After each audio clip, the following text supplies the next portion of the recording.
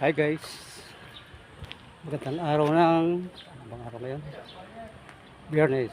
Andito kami ngayon sa Paraiso de June, Coyote Eco Farm dito sa Maragondon, Cavite. Napakagandang lugar pala nito guys. Marami activities. Yan guys, lalakad kami din sa Hanging Bridge. Wow, ganda oh. Woo! Ang ganda! Ang gandang tanawin. Mawiwili oh. Haba pala nito oh. Guys oh, ang ilalim niya oh. Takot ako. Wow, may buhayang malaki. Ayun, may pagong. Ito guys. Wow. Amazing. Fantastic. Wonderful. Siyang baba oh. Taas pala nito. May malaking buhaya. See? Ayaw kong ibabatot, baka malaglagan yung cellphone guys. Wow. Hawakan natin. See guys oh. Malaking buhaya oh. Ooh. Hop. Tata tayo sa glass. Woo! Lalim. Pala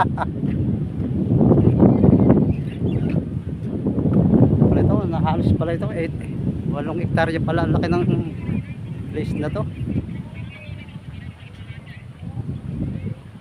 Hindi ko alam kung meron sila dito yung pwede mag stay. See guys oh. Napakagandang place. Meron pala dito yung package deal, kasama na yung Italyoken. Dito ko boss, meron yung pwede ka mag-stay ng overnight o kung lang? Apo, dito po. Ayo, meron din pala. Depende sa pagkain. Ayun ang palanggahan nyo. Nagbibideo. Wow. Amazing. See? Bumubuyog-buyog.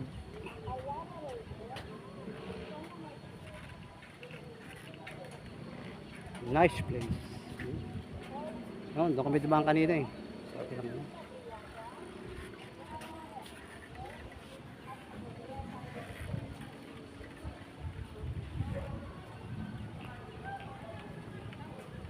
Sobrang laki ng place na ito. Paraiso de June, Coyote Eco Farm. Meron pala dito sa Maragondon, Cavite. Pero pagkarating doon sa amin sa Imus, binaya ko lang siguro ng mga 1 oras lang. Medyo napabilis yung patakbo ko. Maganda naman ang kalsada, walang traffic. Meron dito mga 8 dB. Yung akit ka sa Paraiso de June, Coyote Eco Farm.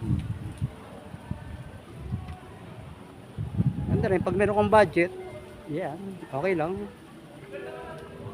Pero sulit naman ipabayad.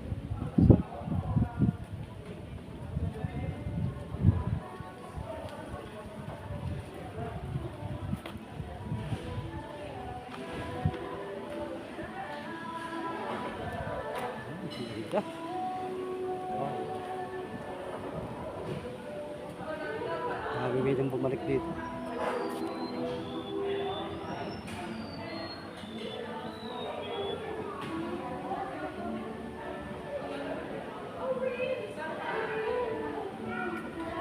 Ito kanyang kainan. Italyoken. Sila nakapila na yung mga kasama.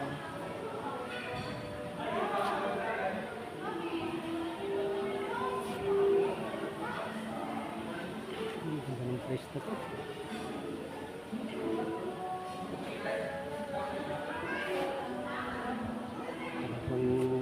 Native ang dating. Probinsya. Ngayon doon sa Imeldas Garden. Yan, mas may maganda ito na konti. May kainan. Okay guys, kain muna kami.